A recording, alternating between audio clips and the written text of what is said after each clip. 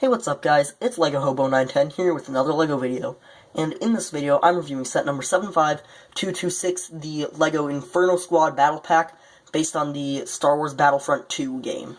And quick forewarning, I don't play Star Wars Battlefront 2, so I don't know much of like the accuracy and lore and stuff for all of this.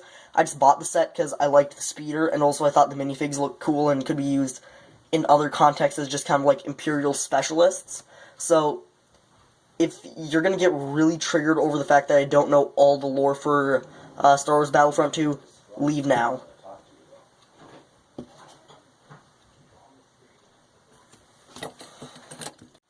Here is the build of this battle pack, which is this small speeder here.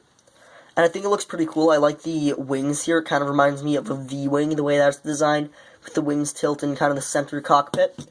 It has enough space to fit a single minifigure, and this can fold down if you want to give it a different look, or if you need it to help slide the minifig in. So then you can fit one minifigure there. There are also these two kind of long fate cannons here, which can bend, as well as these two smaller cannons here, which can also angle. But then there are stud shooters on the side here, which do come with extra studs. There are extra studs for these, as well as all the stud shooters that the minifigures carry. I like the back here with the bright blue. It kind of contrasts against all the grays and blacks and reds, which makes it stand out and look pretty cool. I wish that maybe you could angle the wings. It might add just a little bit more to it, but it's really not a huge drawback. Like the small angling here, just adds as well as that angling. Makes it a bit more complex and just feel more high quality. I also like the little slope here centered. It just looks interesting. And my one little complaint about this is it can only fit one, and I don't know, I kind of imagine it's more of a troop transport than an attack speeder. Though if you really want to and try and squish, you can fit more on the sides here, as there's a little extra stud there by just the way it's built. Sadly, you really can't fit them with their weapons, especially if they're the ones with the bigger weapons. But if you really want, you can fit two more there. Gets kind of tight, though. I haven't found a way to fit a fourth minifig on, though, but I have figured out how you can fit maybe three. So now let's move on to the minifigures. Here are the first two minifigures, and this is the only character that I actually know the name of. This is Iden Versio. The other three, I'm assuming that they have names, and you can kind of piece those together yourself by looking at the minifigs. But the box doesn't say any names or anything. Doesn't even say a name for Iden.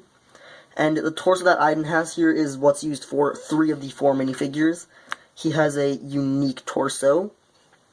And then they also have generic TIE Fighter pilot helmets, just with special printing.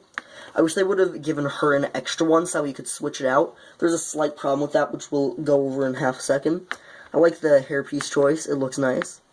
The printing is basically they took a print for a TIE pilot, and then they, for this one, added some straps over it and belts, and then this one is actually different. It has kind of that, I'm going to just remove the helmet here. I'll talk about the face in a second so you can see that better. It has a little box there, and these two just have generic stud shooters, which I've started to just accept are going to be in battle packs. He has no double face. I do like that face, so it looks cool and unique.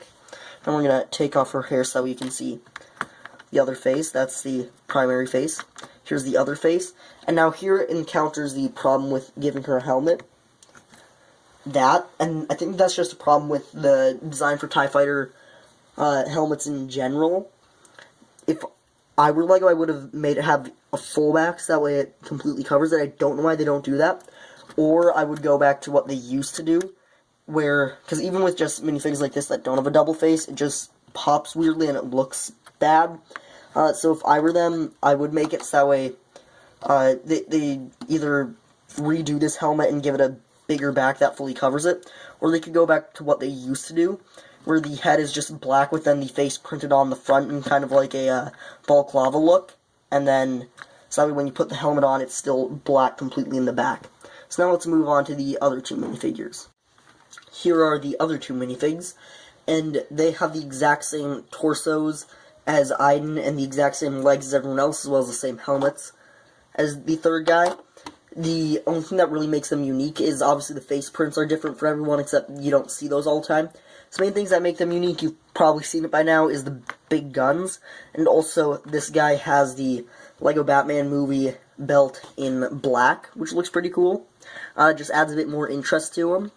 He has kind of a either sniper rifle or rocket launcher type gun. They took the stud shooter and modified it, which I think looks pretty cool.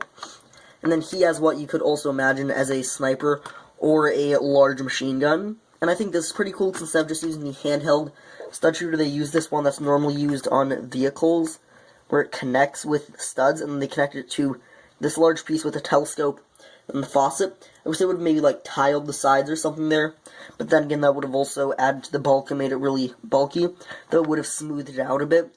I think they should have maybe put a cheese slope there as well, but overall I think it looks pretty cool. And so then, the faces for these two. This one is just the generic clone Stormtrooper face, which is a bit sad considering the rest have unique faces. Then this one is, I don't know, it's kind of weird looking.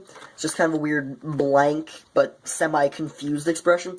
Overall, I think this is a pretty cool, unique set, as well as being kind of different for a battle pack, as well as it's different for LEGO sets in general because it's based on a video game. I think the 4 minifigs look great. I just have a few small complaints, which is just kind of the design of helmets overall, as well as the one angry clone face, which really doesn't matter that much, because you're going to have the helmet on most of the time, though I do wish they would have included an extra helmet for her. I really like the speeder, though. It looks cool and unique. That's all for me, though, and bye.